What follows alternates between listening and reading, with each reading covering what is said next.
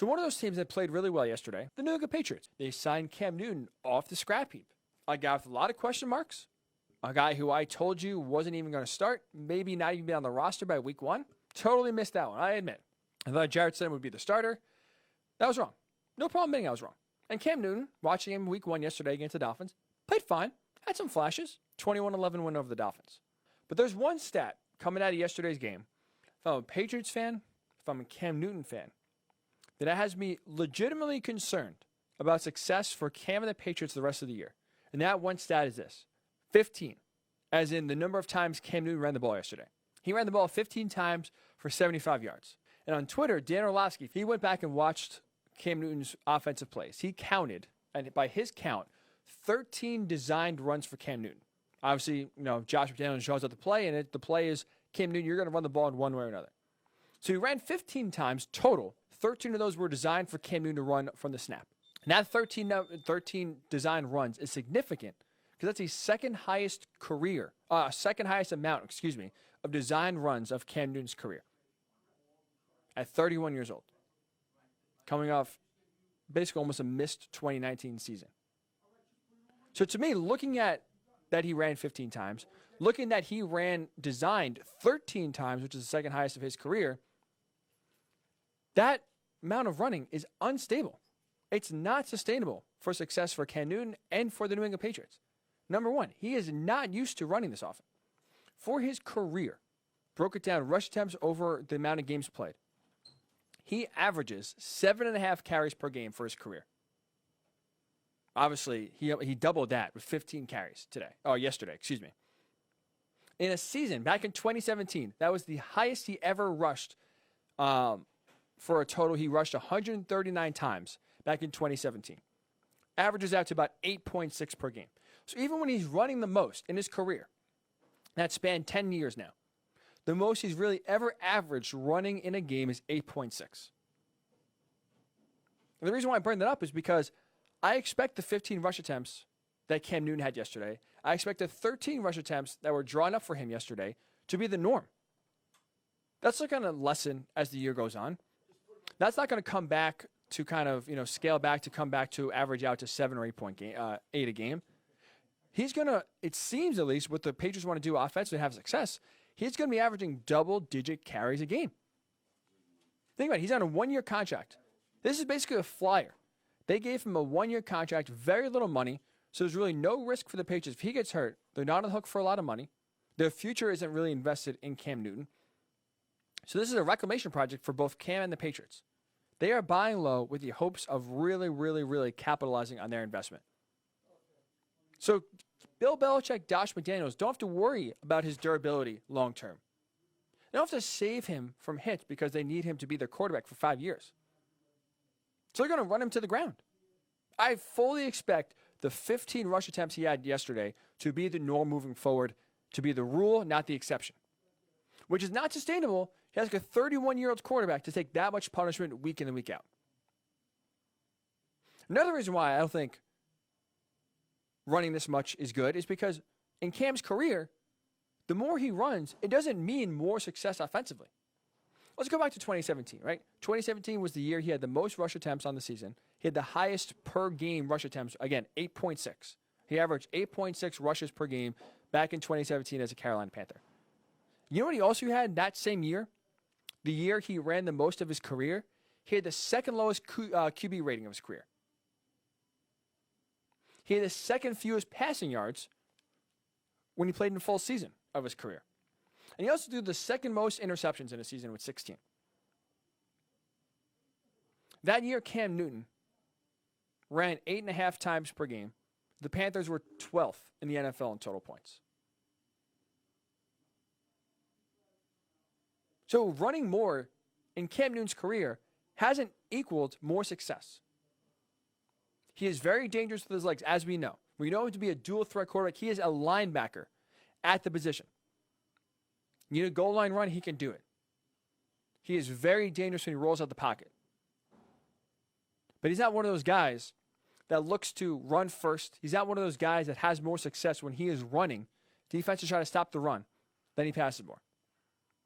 Like I just said, He was running the most in his career back in 2017. Second lowest QB rating, second fewest passing yards, second most interceptions. Running more doesn't equal more success. And finally, the third and final reason, and the biggest reason why I think the one stat of Cam Newton running 15 times yesterday for 75 yards is concerning for future success for the 2020 season is because it's the one question why I had my doubts why I didn't think Cam Newton was going to be the starting quarterback this year to begin with. Durability. It's a major, major, major concern with this guy. He won the MVP back in 2015. Feels like an eternity ago, especially considering how long 2020 has felt. But he's played 4 seasons, right? 16, 17, 18, 19. 4 seasons since that MVP. He's played a full 16-game slate one time. One time. He missed an entire season, 16 games worth of games the last 2 years from injury. 16 games. He missed 14 last year. This is not a guy who's come in, has been pretty healthy. He's been durable. He's taken a few hits, but, he can survive through them. This is a guy with a major, major, major injury history. A lot of question marks about his health, a lot of question marks about his durability, which is why the Patriots were basically able to sign him for nothing. If any other team was confident that Cam Newton could stay healthy for a full season, he would be on our roster. But that's not the case. So now you put a guy behind center who's had 2 shoulder surgeries in his career. He's had foot surgery. He's had ankle surgery. He's had that back vertebrae fracture from a car accident. And now you want to run him 13, 15 times a game. It's not sustainable. That is not the recipe for success, but I think that's what's going to happen. I think that's what's going to happen because there's really no reason why Bill Belichick and Josh McDaniels won't do that. They're not tied to Cam Newton long term. They don't have a lot of money invested to where if he gets hurt, sure, your season goes kind of in the tank this year, but Cam Newton is really never the option long term anyway. He's a stopgap quarterback for them anyway. Sure, if you win the division this year, it'll be gravy. Sure, if you have some success, maybe win a playoff game would be awesome. Maybe stick it to Tom Brady if he struggles down in Tampa Bay. This is never the plan. This is never the long-term plan. They have a ton of cap space and a ton of draft picks coming up after this season. They're going to rebuild on the fly, retool, and try to find a mobile quarterback in the draft somehow that's younger and less injury-prone than Cam Newton. 2020 being the weird year that it is. Weird being a nice way to describe it. One of the drawbacks, or I should say one of the changes that had to be made this year, was that there's no preseason games at all. Right? NFL used to have 4. They went to 4 back in 1978. But essentially, even when the NFL started in the 1920s, I guess 1920 technically, since is when, that's when the league first recognizes its first year, there was preseason games around in some form or fashion. Right? There's always some sort of scrimmage game. There's always some sort of tune-up and warm-up before the real games that counted actually started. But now, this is really the first year since football started that we had no preseason games. No warm-up, no tune-up. It's you're practicing, boom, go right to the game. Well, seeing the action that we did, seeing the play that we saw in week 1, I'm going to ask you this question. Is it time to just ditch the preseason? Should we ever go back to having preseason games? Because to me, the answer is no. It's time to ditch the preseason. I am done with the preseason. There is no reason in my mind, after watching what we did in week 1, to justify bringing the preseason back. Because week 1, these 14 games basically went as smoothly as you could honestly ask for in the most weird, unnatural offseason you could ever have. The play itself was pretty crisp, right? We didn't see too much sloppy play where the offense either just looked terrible or the defenses were so bad that teams are scoring 50, 60 points because no one could tackle. So the play for the most part looked pretty crisp like it normally does at this time of the year.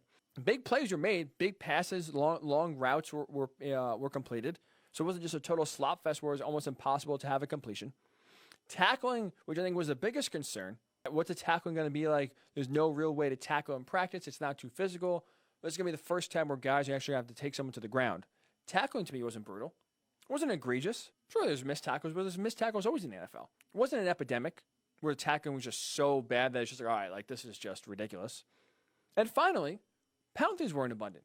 That's another thing. First game, you always see a ton of penalties. Holdings, pass interference, late hits, just a lot of sloppy play because this is, again, the first time you're really going all out. So all of that, to me, is the reason why you justified playing preseason games. You want to make the play crisp. You want to actually have rhythm and timing down to by the time you play week 1, game 1, you're hitting those big plays.